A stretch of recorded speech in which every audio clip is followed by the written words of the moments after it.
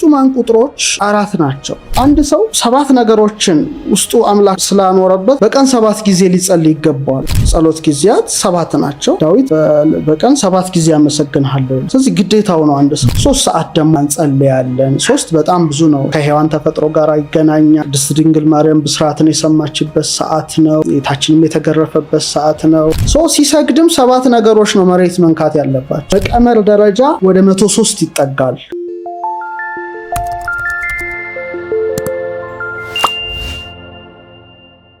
ምድርን ስናነሳ ምድር የምትመራበት የራሷ ኃይል አለ። ያንን ኃይል ከ7ቱ ኃይላት መካከል አንደኛው በመሆኑ ያንን ጠቅለል አድርጌ ለማቅረብ ሞክራለሁ። ምናልባት ያለፈውን ፖድካስት የተመለከቱ ካሉ 3 እና 7ን ደጋግመን አንስተናል። መጽሐፌ 37 አልፋ 73 ይል ስለነበረ እና 3ቱ ኃይላት በኢትዮጵያውያን ኃይለ ዘር፣ ኃይለ እንስሳ፣ ኃይለ ንባብ በመባል ይታወቃሉ። ኃይለ ዘር ማለት የአራቱ ባህሪያት ወይም የእሳት፣ የውሃ፣ የነፋስ፣ የመሬት ኃይል ነው። አሁን የምናወራው ስለ ኤነርጂ በመሆኑ ኃይለ እንስሳ የሚሏት የደመነፍስ ኃይል ወይም አኒማል ሶል ብለን መግለጽ እንችላለን። ኃይለ ንባብ የሚሉት ደግሞ ራሽናል ሶል ወይም ነባቢት ነፍስ፣ የምታስብ የምትናገር፣ ሕያው ሆና የምትኖር በአምላክ አርአያና አምሳል የተፈጠረችው ነፍስ ራሽናል ሶል እንላታለንና እነዚህ 3ቱ ኃይላት ግን ሲከፈቱ ወደ 7 ይደርሳሉ ማለት ነው። ምናልባት ከአንድ ግንድ ላይ ብዙ ቅርንጫፍ እንደማውጣት ነው። በመሰረታዊ ነገሩ ሰው የተገነባው ከ7 ነገሮች ነው።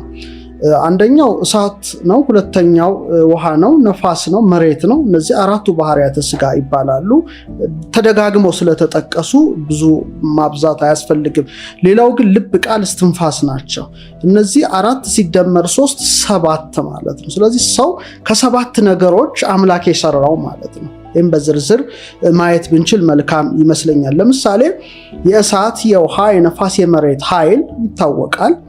እሳት ገላችን ይሞቃል፣ ይተኩሳል። የሞተ ሰው ገላው አይሞቅም፣ አይተኩስም። የነፋስ ኃይል እንተነፍሳለን። የሞተ ሰው እስትንፋስ የለውም። የመሬት ኃይልም መሬታዊ አካል ይታወቃል። ከራስ ጠጉር እስከ እግር ጥፍር ነው። ይዳሳ አጥንት፣ ጅማት፣ ጠጉር፣ ጥፍር ወዘተርፈ ሲሞትም ወደ መሬት ይሄዳል። የውሃም ኃይል ለምሳሌ እንባችን፣ ደማችን፣ ፈሳሽ ነገራችን በአጠቃላይ ወደ 70% የሚጠጋው ነው። ስለዚህ እሳት፣ ውሃ፣ ነፋስ፣ መሬት 4ቱ ፕላስ ሲደመር 3ቱ ባህሪያተ ነፍስ ልብ፣ ቃል፣ እስትንፋስ እንላቸዋለን። የነዚህ ኃይል በብዙ መልኩ ነው ሊገለጥ የሚችለው። ለምሳሌ ሁሉንም የሚያስገኘው ልብ ነው። ከልብ ምን ይወለዳል? ቃል ይወለዳል፣ እስትንፋስ ይወጣል። ልደተ ቃል ወጻተ እስትንፋስ እምልብ ይላሉ የኢትዮጵያ ሊቃውንት። የቃል ከልብ መወለድና የእስትንፋስ ከልብ መውጣት። ቃል ተወለደ ይባላል፣ እስትንፋስ ወጣ ይባላል። በጣም የተለያዩ ነገሮች ናቸው። ለምሳሌ እኔ ደራሲ ነኝ፣ ብዙ መጻሕፍት ጽፌያለሁ። በልቤ የሆነ ነገር ይወጣል ይወርዳል ነው ዋናው ነገሩ። ይወጣል ይወርዳል፣ ብዙ ምስጢር ሊሆን ይችላል፣ ብዙ ሐሳቦች ሊሆኑ ይችላሉ። በኋላ ወረቀት አመጣና ስክሪፕቱን ይዤ ጽፈዋለሁ። ያ ነገር ይታተማል። ሲታተም ምን ይባላል? ልብ ወለድ ይባላል። ልብ ምንን ወለደ ማለት ነው? ቃልን ወለደና አግዝፎ አሳየ ማለት ነው። ለምሳሌ ጎሳ ልቤ ቃለ ሰናየ ካለ ልቤ መልካም ቃልን አገሳ ነው፣ ወለደው ነው፣ ቃልን ወለደው ነው። ልቤ ቃልን ወለደ እንደማለት ነው። እስትንፋስ ግን ወጣ ይባላል። ስለዚህ እነዚህ 7ቱ ኃይላት ለሰው ልጆች የተሰጡ ናቸው። የኛ ሊቃውንት ልብ የሚለውን አሁን ወደ ዘመናዊ ሳይንስ እናምጣ ብንል ማሰብ ማለት ነው። የማሰብ ኃይል ማለት ትችላለህ። ፓወር ኦፍ ቶት እንደማለት ነው። ቃል ማለት የመናገር ኃይል፣ እስትንፋስ ማለት የእስትንፋስ ኃይል ማለት ነው። ስለዚህ እግዚአብሔር ልብን፣ ቃልን፣ እስትንፋስን ለነፍሳችን ሰጥቷል ማለት ነው። ስለዚህ በልባችን ላይ ያደረ ኃይል አለ። ቀመረ ፊደል ሊቃውንት በለፊደል ነው የምንወክለው፣ ራሱን ችሎ ትምህርት ነው። የቃልን ኃይል በፈ ፊደል ነው፣ ቅርጹም የአፍ ፊደል ነው። የእስትንፋስን ኃይል ግን በሃ ነው የምንወክለው።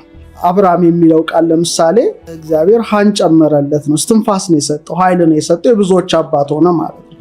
ስለዚህ በለፊደል በፈ ፊደል እና በሃ ፊደል ይወከላል። ራሱ የሚወከሉበት ነገር አለ። ስለዚህ ሰው ማለት 7ቱ ነገሮችን የያዘ ነው እና 7ቱ ኃይሎች በእያንዳንዱ ባህሪያቱ ላይ የሰለጠኑ ናቸው። እንደ ኢትዮጵያ ሊቃውንት እይታ 7 ስንል ብዙ ነገሮች ማየት እንችላለን። አሁን ወደ አርያም ከፍ ብንል 7ቱ ሰማያት የሚባል አለ፣ 7ቱ ሊቃነ መላእክት አለ። ይሄ እንግዲህ ረቀቅ ወዳለው ወደ ሰማያዊው ዓለም ስንሄድ ነው። በሰው ደግሞ የሚታዩ በሰው አይን የሚታዩ ወይም ደግሞ በዓለም ላይ የምንጠቀምባቸው ለምሳሌ በምድር ለምሳሌ 7 ዕለታት ልትል ትችላለህ፣ 7 አህጉር ልትል ትችላለህ። ግዝፈትና ርቀት ያለው ሰውም ራሱ 7 መሆኑን ታውቃለህ። እነዚህ ነገሮችን ማውጣት ይቻላል። ይሄ በጣም ወደ ሰፋ ያለ ነገር ውስጥ እንዳይወስደን አጠር ላድርገው። ፍጹማን ቁጥሮች 4 ናቸው። አንደኛው 3 ነው፣ ሁለተኛው 7 ነው፣ ሶስተኛው 10 ነው፣ አራተኛው 12 ናቸው። እነዚህ በጣም ፍጹማን አቅማራት ምንላቸው ናቸው። ፍጹማን አቅማራት ይባላሉ። አቅማራት ናቸው። ፍጹማት አቅማራት ፍጹም የሆኑ ቀመሮች ማለት ነው። ስለዚህ 7 በእነዚህ መካከል ያለ በጣም ትልቅ ነገር እንደሆነና እግዚአብሔር በፍጡራን ውስጥ እንዴት እንዳስቀመጠው ማየት ያስፈልጋል። ለምሳሌ ለሙሴ ትልቅ ነገርን ያሳየዋል እግዚአብሔር። ሲና ተራራ ላይ ያወጣውና መቅረዝን ያሳየዋል። ያ መቅረዝ ማለት በዓለም መላእክትም ብንበለው በዓለም ፍጡራን ወደዚህም በላይም ወደ ታችም በረቂቃኑም ዓለም በግዙፋኑም ዓለም ውስጥ ያለ ኮድ ነው። 7 መቅረዝን ያሳየዋልና በዛ አምሳል ስራ ይለዋል። 7ቱ ማለት ብዙ ነገሮች ናቸው። ዕለታትን ይወክላሉ። ዓለም የምትመራው በ7ቱ ዕለታት ነው። ያ ብቻ ሳይሆን በእኛ ባህሪ ውስጥ ያሉትን 7ቱን ነገሮችም ይወክላሉ፣ ቅድም የጠቀስኳቸው። በተጨማሪ ሰውን ሰው የሚያሰኘው መክብበ ሕዋሳት የተባለው እፍ የሚባል እስትንፋስ የተሰጠው የሰው ልጅ ፊቱ ነው አይደል? ምሳሌ ሮዳስ መታወቂያው እጁ አይደለም፣ እግሩም አይደለም፣ ሆዱም አይደለም። የሚታወቀው ፊቱ ነው፣ ግጻዌ ይባላል። ይሄ ማለት መክብበ ሕዋሳት እንለዋለን በእኛ የሰው አንገቱ በላይ ያሉ ናቸው። እነዚህ 7 ነገር አምላክ አሳርፎባቸዋል። 2 አይን አለው፣ 2 ጆሮ አለው፣ 2 የአፍንጫ ቀዳዳ አለው፣ አፍ አለው። እነዚህን ስደምራቸው 7 ናቸው። ጠቢቡ ሰሎሞን ምን ይላል? ጥበብ ሐነጸት ላቲ ቤተ፣ ጥበብ ለራሷ ቤትን ሰራሽ ካለ በኋላ ወአቀመት ላቲ 7 አዕማደ፣ 7 ምሰሶችን አቆመች ይላል። እንደ ፒላርስ ናቸው ማለት ነው። እነዚህ 7 ምሰሶች ማለት ልክ በ7ቱ ብሩሃን አካላት ለምሳሌ 7ቱ መገብተ ዕለታት የምንላቸው ፀሐይና ጨረቃ አሉ፣ የምናውቃቸው ናቸው። 5ቱ ፕላኔቶች አሉ በሰው የሚታዩ። ሜርኩሪ ይታያል፣ በእኛ አጣርድ እንለዋለን። ቪነስ ትታያለች፣ ዝሁራ እንላታለን። ማርስ ይታያል ከነቅላቱ፣ መሪህ እንለዋለን። መሽተሪ ጁፒተር ይታያል ከነግዝፈቱ፣ ዙሃል ሳተርን ከነሪንጓ ምትታይና። ስለዚህ እነዚህ 7ቱን የሚወክሉ ወይም በ7 ፊደላት የተወከሉ ጥበብ 7 ነገሮችን አስቀምጦልናል። አሁን እዚህ የሰው ፊት ላይ ራሱ እነዚህን ኮዶች ሰንጠቅ አድርገን ስናወጥ በደንብ ነገሩ ድብዝዝ ያለው እየተገለጠልን ይወጣል። ለምሳሌ ጥጥ አለ። ጥጥ ውስጥ ጥፍጥሬ ያለ አንዲት ሴት ጥፍጥሬውን ስታወጣ ጥጡ ጥሩ እየሆነ እንደሚሄድ ማለት። አሁን 2 አይን፣ 2 ጆሮ፣ 2 የአፍንጫ ቀዳዳና አፍን ስንመለከተው አምላክ የሰራልንን 7ቱን መዋቅር ስናየው በእነዚህ ውስጥ ቅድም የጠቀስኳቸውን እሳትን፣ ውሃን፣ ነፋስ፣ መሬትን፣ ልብን፣ ቃልን፣ እስትንፋስን ማግኘት የተለመደ ነው። ለምሳሌ አይንን እንመልከተው። አይን ከብርሃን ጋር ተገናኝቶ ነው አንድ ነገር ማየት የሚችለው። ስለዚህ ከ4ቱ ባህሪያት እሳትን ይወክላል ማለት ነው። እሳትን ይወክላል። እሳት ከብርሃን ጋር ስለሚነጻጸር ነው። ቀጥሎ ከአይን ዝቅ ብለን አንፍ ይባላል፣ አፍንጫ ነው። ይሄ ደግሞ አየርን ይወክላል ወይም ነፋስን ይወክላል፣ ትተነፍስበታለህ ማለት ነው። ቀጥሎ ውሃና መሬት ናቸው። ውሃና መሬት ደግሞ ጠጣሩንም ፈሳሹንም የሚወስደው አፍ አለ ማለት ነው። አሁን ይሄም እንስሳውም አለው፣ ግን የተለየው የሰው ልጅ ውሳጣዊ አእምሮ አለው። ከእንስሳቱ የተለየ ልብ አለው፣ ቃል አለው፣ እስትንፋስ አለው መልከት። ስለዚህ 7ቱን ነገሮች አምላክ እዚሁ ጋር አሳርፎበታል ማለት ነው። ስለዚህ 4ቱን ባህሪያተ ስጋና 5ኛ ባህሪየ ነፍስን እናውቃለን ማለት ነው። ጭንቅላትህ ራሱ ክብ ነው፣ ሰርክል ነው፣ መንፈሳዊ ነው። ጥፍጥፍ ወይም 4 እንትን አይደለም። 2 አይን፣ 2 የአፍንጫ ቀዳዳ፣ አፍ፣ እነዚህን አድርገህ ውሳጣዊ አእምሮ አስቀምጦታል ማለት ነው። ይህ በጣም ወሳኝ ነገር ነው። ስለዚህ ሰዎች እንደ መቅረዝ ነን ነው። የእግዚአብሔር ብርሃን ይበራብናል ላያችን ላይ። ለምሳሌ በቀላሉ ሰዎች አምላካቸውን ለማመስገን ሲነሱ እጃቸውን ይዘረጋሉ። በቁሙ መቅረዙ ሆኑ ማለት ነው፣ ብርሃኑ ሆኑ ነው። ለምሳሌ አንድ ሰው ጸሎት ሲጸልይ እንዴት አድርጎ ነው የሚጸልየው? ለምሳሌ አንሱ እደዊክሙ ይላል መጽሐፍ መንፈሳዊት መጽሐፍ ደጋግሞ እጃችሁን ለጸሎት አንሱ ይላል። እንዴት አድርጎ ነው የሚያነሳው? ለምንስ ነው የሚያነሳው ነው? ዝም ብሎ እኮ አይነሳም። ስታነሳም ለምንድን ነው ማነሳው ብለህ ስታነሳ አንድ ሰው እጁን እንዲህ ብሎ ይጸልያል። አንድም ሰው ትልቅ ምህላ ሲያደርግ እጅ እንደዚህ ይዘረጋል። በዚህ ውስጥ ቆሞ ነው የሚጸልየው። በደንብ አድርገህ ጂኦሜትሪውን ተመልከት። እግዚአብሔር የሰራው እንዲህ ሲዘረጋ ሌላ ቅርጽ ነው፣ እንዲህ ለጸሎት ሲዘረጋ የተለያየ እና መቅረዙን ነው የሚሰራው። መቅረዙ ስንት ነው? 7 ብራንች አለው። 1 2 3 4 7 ብራንች አለው። መሃለኛው ዋና መጋቢ ነው። 4ኛው ልክ ሴንተሩ ላይ ለምሳሌ ጥንት በኦሪቱ ሌዋውያን ካህናት ይመጡና ንጹህ ዘይት ይጨምሩበታል። መሃሉ ላይ ሴንተሩ ላይ ያ ዘይት እየተበተነ በመቅረዙ በ6 ውስጥ ገብቶ በብርሃን ይንቀለቀላል ነው። ስለዚህ ሰው ለጸሎት አምላኩን ለማመስገን እጅ በጣም ትልቅ ኃይል አለው። እጁን እንዲህ ሲዘረጋ መቅረዙን ይሰራል። በእኛ ምን እንለዋለን? ይሄ መትከፍ ይባላል። ትከሻ ከትከሻው ይሄ ደግሞ ሁለቱ ኩርና ወይም ክርን እንለዋለን። ይሄ ደግሞ ሁለቱም ለምሳሌ ከዚህ እስከዚህ 1 ነው፣ ከዚህ እስከዚህ 2 ነው። 3ኛ የሚዘረጋው መዳፉ ነው፣ ራህት ይባላል። እነዚህ ይሄንን የምትመለከተው 1 ነው፣ እዚህ ጋር 2 ነው፣ 3 ነው ማለት ነው። 6 ሆነ ማለት ነው። ስለዚህ እንዲህ ብሎ ይዘረጋል ነው። ፊደል ሃን ይሰራል ቢፈልግ ሃ ራሱን ችሎ እንትን ነው እና ይዘረጋል። መሃሉ ደግሞ ድማህ ከምንላት ሴንተር ጀምሮ እስከ ታች ድረስ ቆሟል፣ እንደ መቅረዙ ሴንተር ማለት ነው። ሰው እጁን ይዘረጋል ማለት ነው። ወደ አምላኩ እንዲማጸና መቅረዝ ሰርቶ ይቀበላል ከአምላኩ ጸጋ ማለት ነው። በምንጸልይበት ሰዓት ሁሉ እጃችንን ስንዘረጋ መቅረዙን ይሰራል፣ መቅረዙ ይሰራል። ስለዚህ እግዚአብሔር ጸጋ ደግሞ ይወርድበታል። ለምሳሌ ሐዋርያት በሰዓት ከላያቸው ላይ አረፈ ይላል። መንፈስ ቅዱስ ጸጋ እኮ ነው። ጸልየዋል፣ እጃቸውን ዘርግተው ሲማጸኑ ነበር። ይሄ ማለት ስጠኝ ነው። እጅ ይቀበላል፣ እጅ ይሰጣል አይደል እንዴ? ከአምላክ ይቀበላል። ሲባርክ ደግሞ እንደዚህ ሲጭን በረከትን ያስተላልፋል። ስለዚህ መቅረዙን ሰራ ማለት ነው። 1 2 3 1 2 3 የመሃለኛውን መቅረዝ ሰርቷል። አንድ ሰው 7 ነገሮችን ውስጡ አምላክ ስላኖረበት በቀን 7 ጊዜ ሊጸልይ ይገባዋል ማለት ነው። ጸሎት ጊዜያት 7 ናቸው።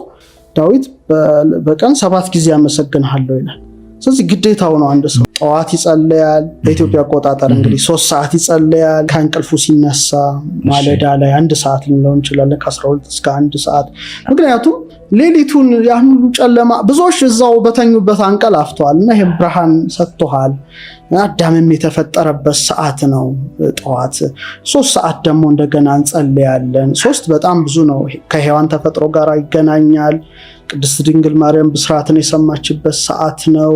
3 ሰዓት ደግሞ ጌታችንም የተገረፈበት ሰዓት ነው። በድጋሚ ለሐዋርያትም መንፈስ ቅዱስ የወረደበት ሰዓት ነው። 6 ሰዓት ስን ቀትር ነው። ያው ፀሐዩም በጣም ከፍተኛ ነው። ሰዎች ይዘናጋሉ፣ ትንሽ ጥቃት ይደርስባቸዋል። ማለት ሰው ሲፈዝልኝ ነው በፀሐይ ሙቀት የሆነ ክፉ ነገር ሊያስብ ይችላል። ስለዚህ ተነስቶ በጸሎት ይቋቋመዋል እንደማለት ነው። ክርስቶስም የስቅለት ሰዓት ነው እንደ ክርስትናው 6 ሰዓት ወሳኝ ነው። 9 ሰዓትም እንደዚሁ ጸሎት የሚያደርግበት ሰዓት ነው። ክርስቶስም ተፈጸመ ያለበት ሰዓት ነው። ሌላው ሰርክ ነው። ሰርክ የመጨረሻ የምጽአት ምሳሌ ነው። ከዛ ደግሞ ምሽት ላይ ይጸልያል ሰው ወደ አልጋው ከመሄዱ አስቀድሞ የሰላም እንቅልፍ። ሌላው መንፈቀ ሌሊት ይነሳል። ብቻ ምንድነው 7 እንትኖችን ሊፈጽም ይገባዋል ነው። አሁን ለአምላኩ እጁን ሲዘረጋ 7 ነገሮች ይተባበራሉ። አይተናል አሁን በደንብ ከትከሻው እስከ ክርኑ፣ ከክርኑ እስከ መዳፉ ድረስ ያለው 7 ነው። ሲሰግድም 7 ነገሮች ነው መሬት መንካት ያለባቸው። ለምሳሌ አንድ ሰው ሲሰግድ 7 ነገሮቹ ነው ስራ የሚሰሩት። 1 2 እግሮቹ መሬት ይነካሉ። 2 ጉልበቶቹ መሬት ይነካሉ። 2 እጆቹ መሬት ይነካሉ። 6 ግንባሩ መሬት ይነካል ማለት ነው። 7 ነገሮችን መስጠት ይሄ አምላኩ የአምልኮ ስግደት ያቀርብበታል ማለት ነው። ስለዚህ 7 ነገሮች በጣም ትልቅ ጉዳይ ነው አሁን እያነሳን ያለ ነው። ስለዚህ ሰዎች በራሳቸው መቅረዝ ሆነው ብርሃን ከሆኑ 7 ሀብታት ከእግዚአብሔር ይሰጣቸዋል ነው ቅዱስ መጽሐፍ። በተለይ ኢሳይያስ 11:3 ላይ እነዚህን 7 ሀብታት ያነሳል። መንፈሰ ጥበብ የሚለው አለ፣ የጥበብ መንፈስ ነው። ሁለተኛው መንፈሰ አእምሮ፣ የእውቀት መንፈስ። ሶስተኛው መንፈሰ ኃይል የማድረግ መንፈስ። አራተኛው መንፈሰ ምክር ይላል፣ ምክር፣ ጥሩ ምክር የምታውቅበት መንፈስ ነው። አምስተኛው መንፈሰ ልቡና፣ ማስተዋል ይደርሳል። ስድስተኛው የእውነት መንፈስ። ሰባተኛው መንፈሰ ፍርሃተ እግዚአብሔር፣ እግዚአብሔርን የመፍራት መንፈስ። እነዚህ 7ቱ በጣም ወሳኝ ነገሮች ናቸው። እግዚአብሔርን ብርሃን በላያችን እንዲበራ መቅደሱ ለመሆን ማለት ነው፣ ለመሰራት። ስለዚህ የኢትዮጵያ ሊቃውንት ትልቁ ማለት በጣም የከበረው እውቀት ላይ የደረሱ ሰዎች ይህን ነገር ጠቅልል አድርገው የሚያዩበት አንድ የቅዱስ መጽሐፍ ክፍል አላቸው። ይኸውም ዘካርያስ ትንቢት ላይ ምዕራፍ 3 ቁጥር 9 ላይ ምን የሚለው አለ? በዲበ አሐቲ እብን 7 አዕይንት ይላል። በአንድ ድንጋይ ውስጥ 7 አይኖች አሉ ይላል። እና ምንድነው ሁሉን እንደ አዲስ እፈጥራለሁ ይልና ግን በአንድ ድንጋይ ውስጥ 7 አይኖች አሉ ብሎ ይጽፋል። አሁን የኢትዮጵያ አባቶቻችን መምህራኖቻችን የጥንቶቹም በጻፏቸው ብራና መጻሕፍትን ስንፈትሽ ትልልቅ መጻሕፍት አሉ በዚህ ዙሪያ የተጻፉና ምን ይላል? አንደኛው ሳነበው እብንሰ አነ ገብርከ ይላል። ድንጋዩ እኔ አገልጋይ ነኝ ይላል ጸሐፊው፣ ኢትዮጵያዊ ጸሐፊ። አሁን ተመልከት፣ በአንድ ድንጋይ ላይ 7 አይኖች አሉ ብቻ ብሎ ነው የዘጋው። እና ሊቁ ምን አለ? እብንሰ አነ ገብርከ፣ ድንጋዩ እኔ አገልጋይ ነኝ። በዲበ አሐቲ እብን ዘአብርሃይከ 7 አዕይንተ፣ በአንድ ድንጋይ ውስጥ 7ቱን አይኖች እንዳበራ ከማሁ አብር 7 አዕይንተ ልቤ፣ በተመሳሳይ መልኩ 7ቱን የልቡናዬን አይኖች አብራ ይላል። ትልቅ ጸሎት ነው ካለ በኋላ ወይኩን ልቤ ከመ መብረቅ ፈጣን ወከመ ነጎድጓድ ግሩም፣ ልቤ እንደ መብረቅ የፈጠነ አድርገው እንደ ነጎድጓድም ግሩም አድርገው። ወቁልፈታቲሄ ጅማቴተ፣ የታሰረ በድንቁርና በጨለማ የታሰረውን ፍታው አምላኬ እያለ ልዑል እግዚአብሔርን ይማጸናል ነው። በጣም ወሳኝ ጉዳይ ነው። ስለዚህ እነዚህ 7ቱ አዕይንተ አልባብ ያላቸው እግዚአብሔር ለሰው የሰጣቸው ትልልቅ ነገሮች የራሳቸው ቦታ አላቸው። በቀመር ደረጃ ወደ 103 ይጠጋል።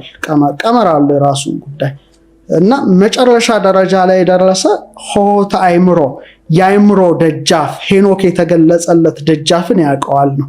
ምንድነው? አዕይንተ አእምሮ ነው። ለምሳሌ ቅዱስ ያሬድ ምን ይላል? ወይክስተ አዕይንተ አልባቢነ ይላል። ጾመ ድጓው ላይ ነው። ሀበነ እግዚኦ አዕይንተ አእምሮ ይላል። ለምሳሌ አቤቱ የአእምሮ አይኖችን ስጠን ይላል። እንደገና ደግሞ ወይክስተ አዕይንተ አልባቢነ ይላል ጾመ ድጓው ላይ፣ የልቡናችን አይኖች ይግለጥ ይላል። እነዚህ ነገሮች በጣም ወሳኝ ናቸው። እነዚህ ላይ የተሾሙ ፊደላት አሉ። ግን ቀመሩ በአጠቃላይ 103 ነው። በጣም ወሳኝ ቁጥር ነው። ሆታ አእምሮ እንለዋለን በእኛ፣ የአእምሮ ደጃፍ የሚባል ነው።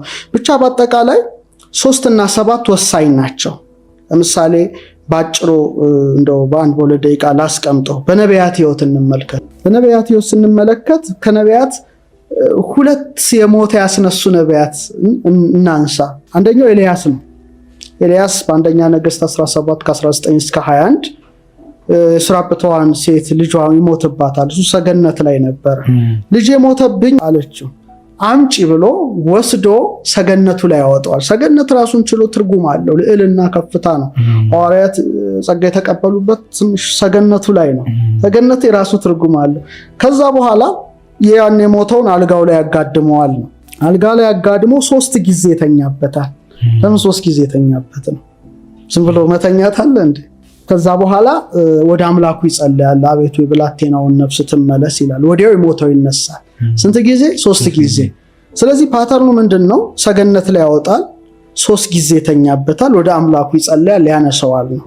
ወደ እሱ ደቀ መዝሙር ወደ ኤልሳ የመጨረሻ ነው። እሱ ደግሞ ሁለተኛ ነገሥት 4:32 ላይ የሱናማዊቷ ሴት ልጅ ሲሞት አስነሳልኝ ትለዋለች። ይሄዳል። ከሄደ በኋላ ደጁን ይዘጋል። ደጅ መዝጋት የራሱ ትርጉም አለው። ወደዛ ውስጥ አልገባም። ደጁን ዘግቶ ምንድነው ያደረገው?